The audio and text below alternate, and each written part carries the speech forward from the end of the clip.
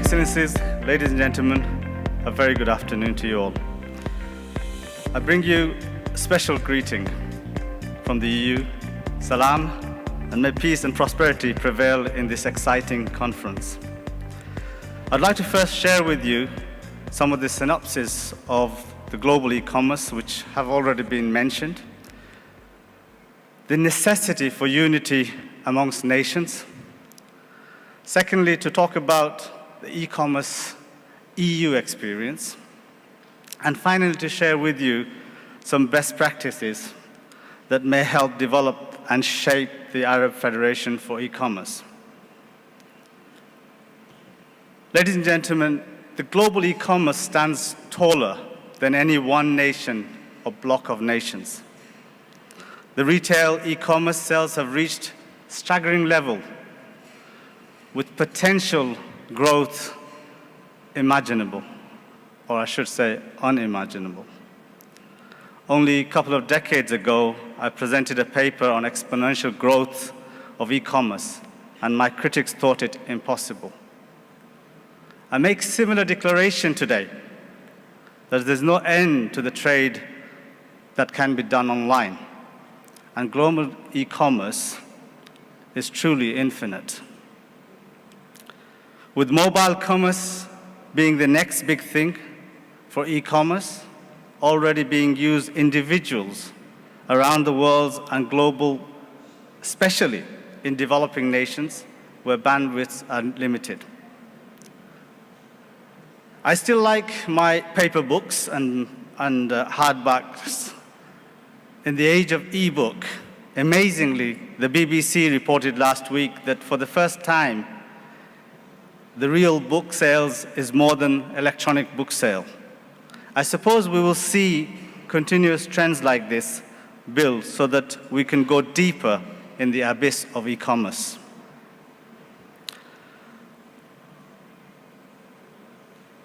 Fraud has also increased at an alarming ratio.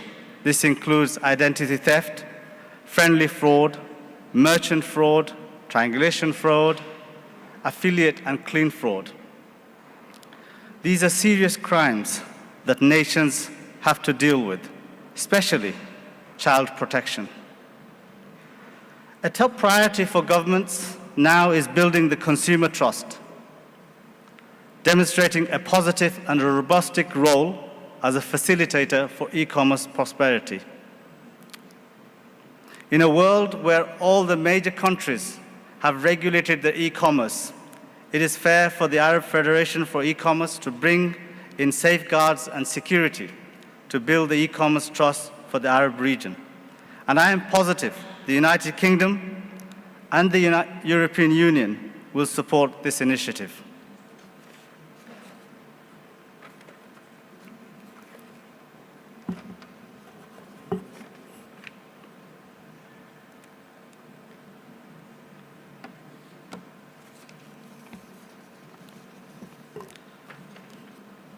In regards to the EU single market, which allows global trade access to one of the largest trading blocs in the world, the European Union, the growing phenomena of e-commerce has allowed the EU to be more innovative in its ways to increase trade and easy access for business and consumers. A single market with 28 nations and a population over 500 million, with purchase and technologically advanced powers that allows this bloc to be that of desired nature, popular and effective to international commerce. Over the last decade, the EU have constantly derived its policies and directives through continuum of change and challenges brought to it by overwhelming growth of online trade. I will be looking at how the e-commerce framework has become an important pillar, the pillars that make the framework, the competition that has brought about changes in regulating e-commerce in the European Union, the collaboration between the nations in the Union, and trust marks.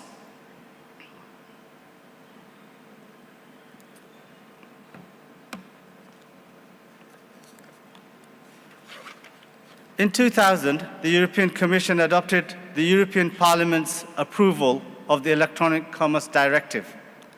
In continuation of the Lisbon Summit, which identified these directives, and I hope this conference will also do the same for the Arab Federation of E-Commerce, in preparing Europe's transition to a knowledge-based economy and boosting competitiveness.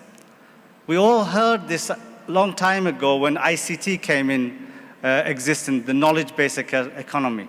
We're hearing this again about the knowledge-based economy taking the forefront in e-commerce. It establishes specific harmonized rules only where strictly necessary to ensure that business and citizens can supply and receive information society services throughout the EU, irrespective of frontiers. These areas include definition of operators are established, transparency, obligation for operators, transparency requirements for commercial communication, conclusion and validity of electronic contracts, liabilities of internet intermediaries, online dispute settlement, and the role of national authorities. In other areas, the directive builds in existing EU instruments which provide for harmonization or mutual recognition of national law.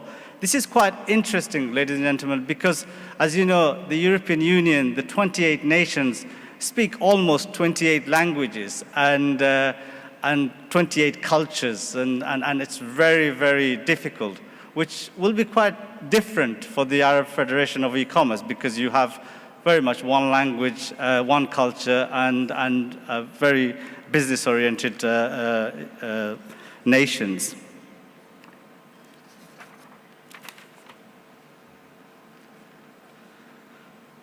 So the strategy of e-commerce framework in the European Union.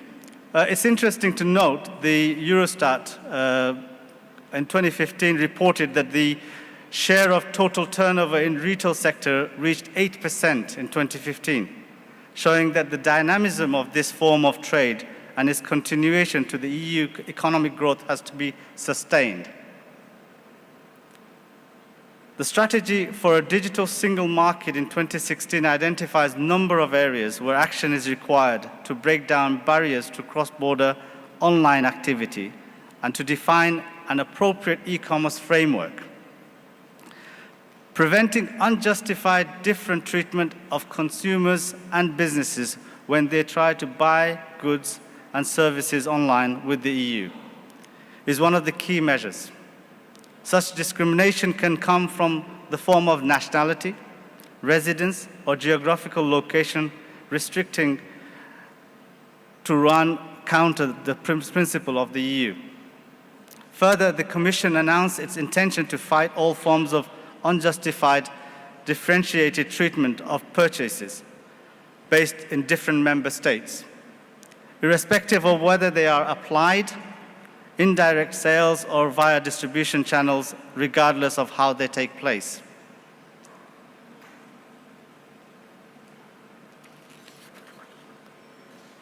The services that these directives includes online information service, online selling of products and services, online advertising, professional services, entertainment service, and basic intermediate services. And these services also include services provided free of charge to recipient and funded, for example, advertising or sponsorship. As you can see from the picture there, that US dominates in every country around the world. And it's clearly that domination that is allowing nations and blocs to understand e-commerce much better. Obviously, as a founding nation for the internet, it is understandable for the US to take lead. But it's not understandable for businesses in the US to take over local and national abilities. And I think this is very important, key to success of e-commerce for nations and blocs to come together to really open their marketplace to international businesses, but to also scrutinize those businesses to make sure that they follow local guidelines in doing so.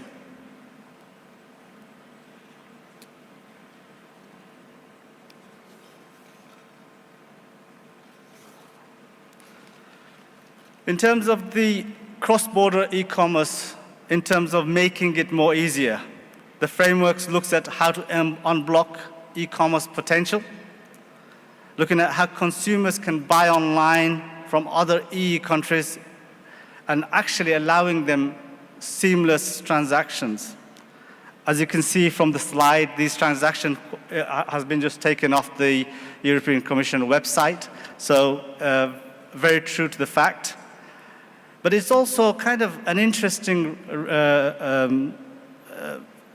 fact that many, what we believe in the European Union in terms of the growth pattern, looking at the small, medium enterprises and how those who sell within the EU, from the EU, are finding difficult. And these frameworks are trying to make that easier because of the different copyright regulations in different nations and how they can actually bring changes in that format.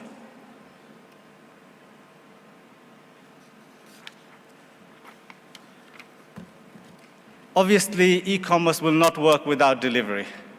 And I've come to learn that in the Arab world, that even today, that the deliveries payments are made on delivery, which is something quite unusual in developed countries. And I think that's going to be quite interesting on how it's been addressed in the MENA region and taking it further.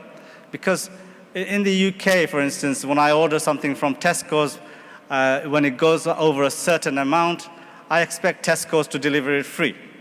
Okay, so and that's something it's going to happen. We have to strike a balance here. We've got the real life trading institutions, and we've got e-commerce. And until and unless we see an overlap of delivery and seamless delivery, okay? So you touch the button, you order, and it's to your doorstep, and that kind of seamless delivery, we will see a lot of efficiencies and affordability coming into play in terms of reaching that level. And in the EU, we've actually done very well.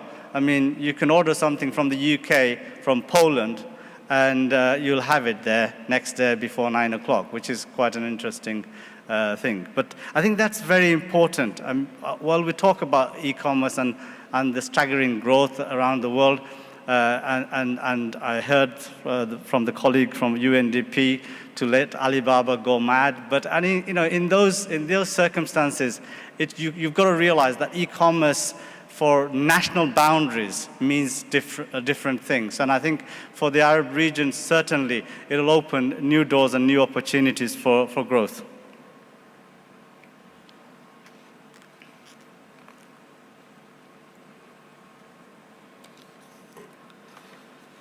Data protection is a very interesting area, an area that is very challenging, not only in the UK and EU, but around the world.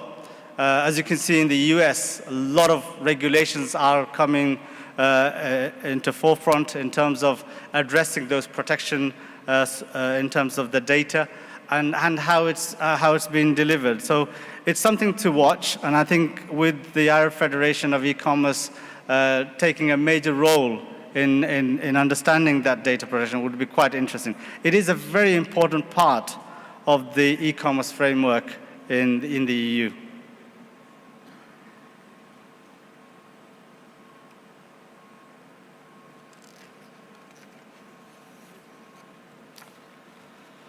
So in terms of developing another side of the e-commerce, e-society, people totally using their mobile phones, purchasing whatever they want continuously, is a very important part and a bigger picture for any economy. And it's how you actually manage that is going to be a very important part and parcel of the whole e-society. And to be honest, the big data and the cloud plays a huge role in addressing that. And I think what we're seeing in the EU is how that is being incorporated into different organizations, different infrastructures, and different businesses to make that grow.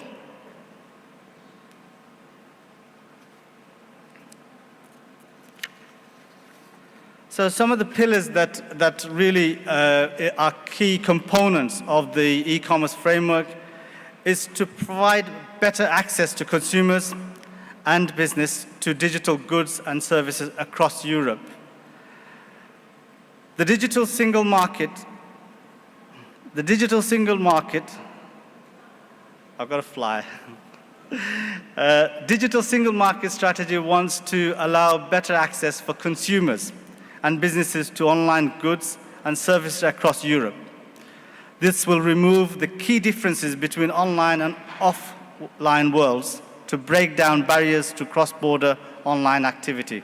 And this is a very key component of the e-commerce framework, to create that better access and consumer support in the e-commerce framework. The second pillar is creating the right condition and a level playing field for digital networks and innovative services to flourish.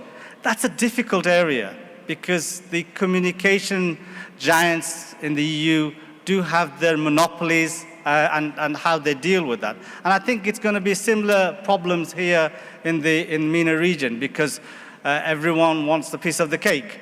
But I think everyone needs to work together in order to create that environment, to create that level playing field.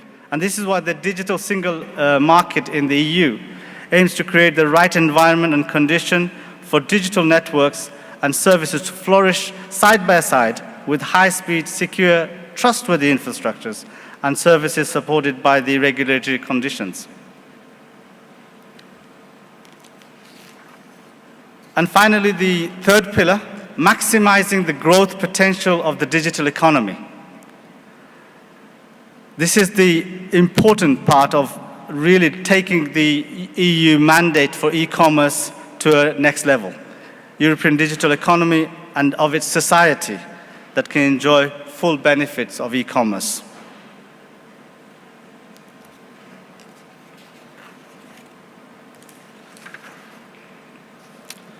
In terms of competition, and this is quite interesting, it has come about last couple of years in regards to how Google have monopolized in the EU in respect of other companies like Facebook and other social media enterprises, which actually has taken undue benefits in terms of how they operate because they have the market excellence. And the EU has seen that as a very important part to deal and address. I think it's really important that when we have looked at this and the European Commission has launched this competition sector inquiry to identify potential competition concerns affecting European e-commerce markets. And that's quite an interesting area. So, we're looking at, when we look at real-time mergers and acquisition, it's a similar divide in terms of e-commerce as well. When we look at international conglomerates taking over some of the areas locally, but they should do it fairly and not abuse the local market conditions. So the sector inquiry will focus particularly on potential barriers erected by companies and cross-border online trade and services for e-commerce is most widespread, such as electronics, goods, clothes and shoes, as well as digital contents. Knowledge gained through the sector inquiry will contribute to better enforcement of competition law in the e-commerce sector. It will also look at regulatory frameworks. Differences remain in the different nations of the EU in terms of VAT, because the VAT is different from one country to another. So you've got 28 countries, different VAT systems, which is quite a difficult area. The other areas are the lack of qualified staff and the skill sets. I think this is something the Irish Federation of E-commerce will be addressing and something that we know will be a challenge.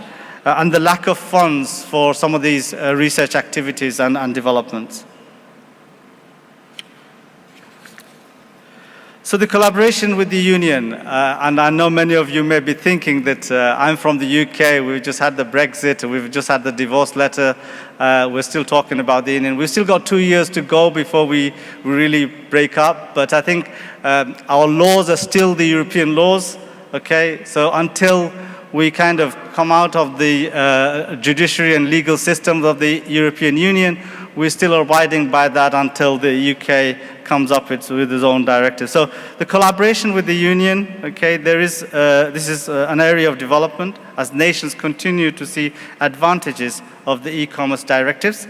And in 2016, there was this Open Innovation Conference, which actually allowed discussion to take place, allowed the framework to be shaped around the discussion. And this is actually key. And so these kind of events really do matter. And actually it's important to really support those contributions. I won't be long, ladies and gentlemen. I know lunch is on its way. So finally, talking about trust marks, and something this is really key. I know my colleague Jill Richard will be talking tomorrow about how to really develop trust marks, and I'll touch on this because it's actually very important to really foster and kind of harness the e-commerce capabilities and what is actually available. I know we talked about numbers.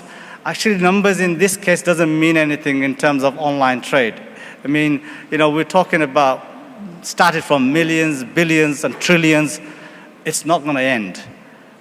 We just have to make it safe, easy, and transparent for people to use it, and it'll be ongoing. So I think trust marks and governments taking initiatives to making sure that security and trust prevails within the trade online market is very important. It's vital for the success of e-commerce in your region.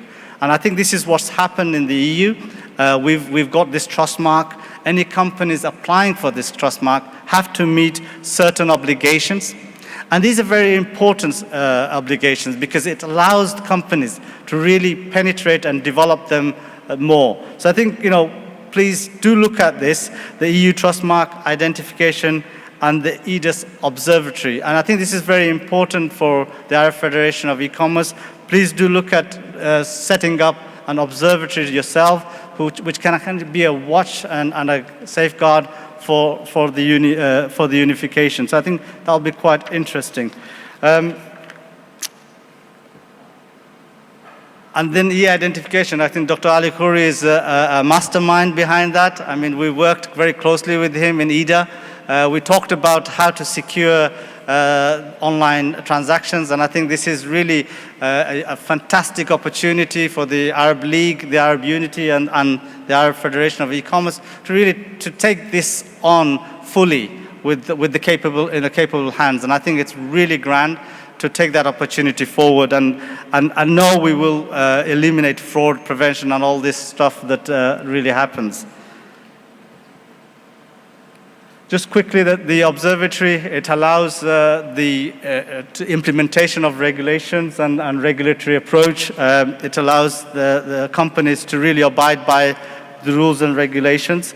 It's a very important one. It's actually the watchguard and the safeguard keeping, and I think it's very important to really take that forward. And finally, ladies and gentlemen, I represent an organization called British Institute of Technology.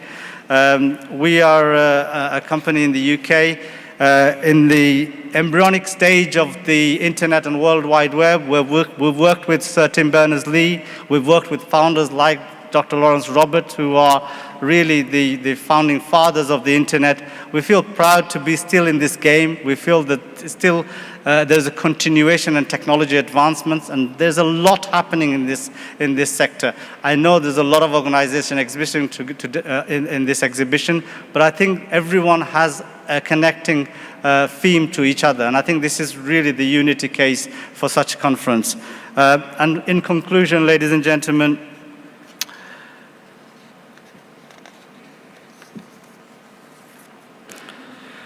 the EU e-commerce experience has brought about changes, without doubt, challenges and paradigm shift in online trading.